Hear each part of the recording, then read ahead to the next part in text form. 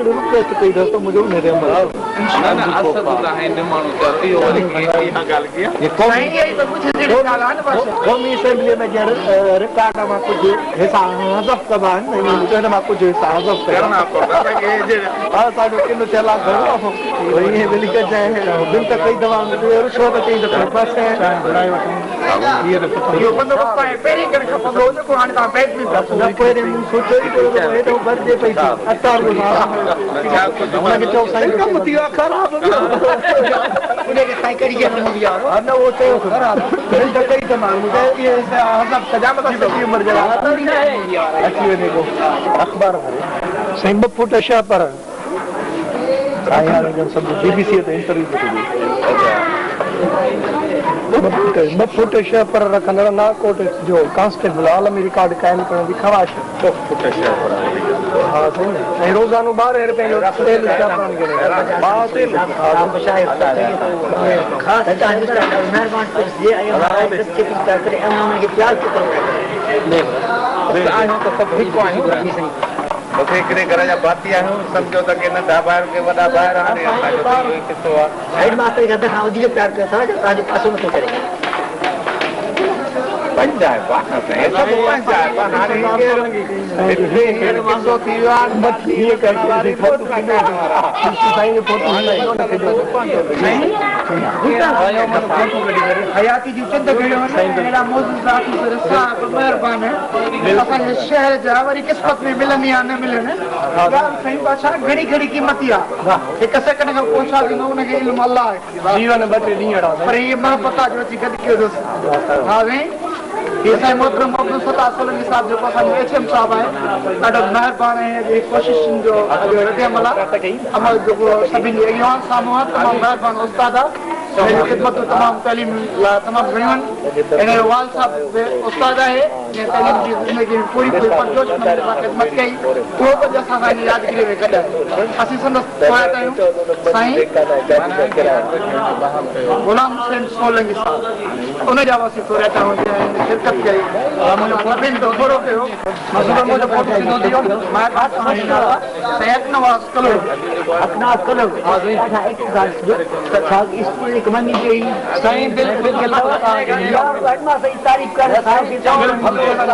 मेहनती उस्ताद जफा कस तमाम अल्हम्दुलिल्लाह ता हेड मास्टर तारीफ करी मेहरबानी सर सब दोस्त पंजा छा कंदा थी सलामत बिन बिल्कुल भला ये गाय उठाए हां और ये निकल जगह कवई नहीं भरन पे बसवा के हर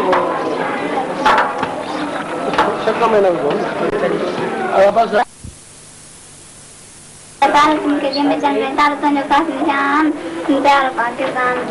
लम पिरांग इज्जत पाए तो निशान ईमान वधाए तुम जो शान है मान वधाई मान सही है शाबाश वेरी गुड सही है हर जुमलो साके जे हरफ जुमले जी माना आए गंडनिया मिलान एड़ा हालत जेके बिन भांगनिया बिन जुमलन के पाण में गने एक लफ्ज जो ठीक समझ जाए चंदन ख्याल अच्छा क्या सब्जेक्ट ना था गांव में बुधान जमाना जो इन में आए ना अच्छा बाबा फैल साके जी फैल जी माना आए ध्यान ध्यान कर साल जी माना ने गगन के फैल चेबो अच्छा बीबी हां सवाल पूछा तो सबक पढ़ियो आहे इने में आए फिर तो सबक पढ़ियो आहे करो कम ना आए रुको त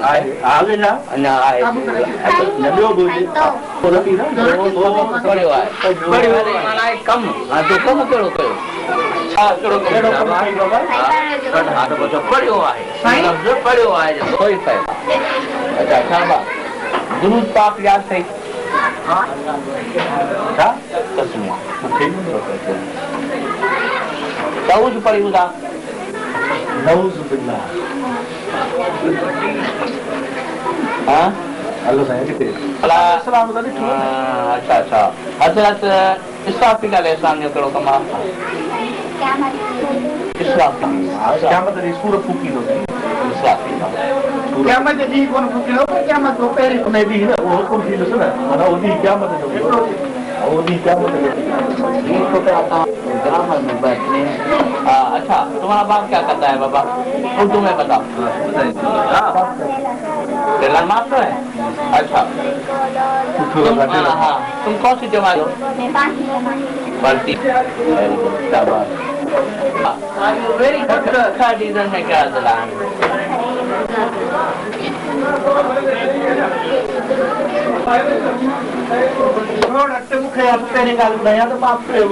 कला करने ये सब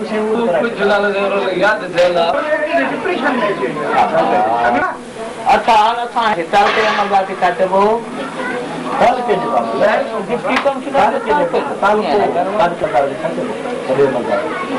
ना करा थी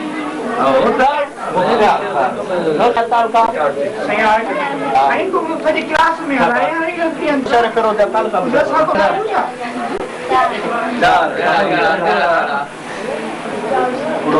अरे मुझे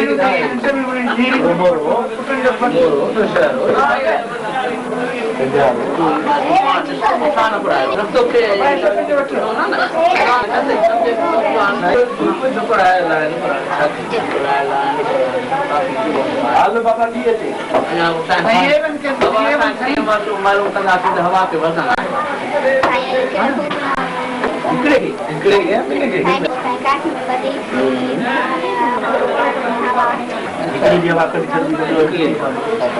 अंग्रेजी बचे थी बाबा शाबाश साइंस सॉल्व करते हैं व्हाट इज नाइस बची अच्छा करना क्या करना अरे सब याद रखना अच्छा के पार्ट्स ऑफ बॉडी में खाती है पार्ट्स ऑफ बॉडी होगा एक भी से आप अक्षर करना ये होगा वेरी गुड अच्छा ये भी चाहते हो एंड माना ठीक है बरोबर नहीं अरे बोला कि चाहते बाप बोला वारन के चाहते बाप बोला अपना की चाहते बाप पक्के के खोजे कोई जो लगला हां खेगे हेने बाबा वो पक्षी है सब अपने लिए दे दी हलवे हम इसलिए अनिला अल्लाह जी बताए मित्रा नालो का सही अरे वो बात कुछ में नाते जाना सही हम बढ़ियो क्या था